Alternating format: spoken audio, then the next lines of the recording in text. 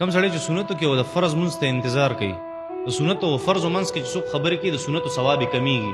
زه بار بار تاسو ته دا خبره کومه چې تاسو کله جومات ته ماسپښین راشئ یا د سحر راشئ او سنتو کوي نو د هغې نه پس بیا خبرې مه کوئ، خاموشي مکمل د مانځه پورې، ځکه دې سره د سنتو هغه ثواب هغه کمیږي.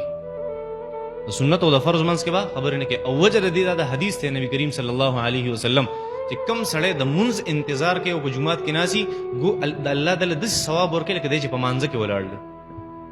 منځ ته انتظار کول دام د مانځه په شانتي دي او په مانځه کې خبرې جایز دي ناجایز. نو دې د هغې سره یو شانوالی دی. نو منځ خو ماتېږي نه په دې باندې خو ثواب کمیږي، ځکه نبي علیه صلات وسلام دغې ته هم څه ویلي چې گویا دی په مانځه کې دی د انتظار چې کوي. داسې نه کوي فرض سنتو منځ کې به خبرې نه کوئ ښه. او بیا چې په فرضو پسې سنتي نو هغې پسې فوراً ودرېدل واجبي ښه. دا ذکر اذکار ته هم مه کښېنئ. دا خلک د مونځ نه پس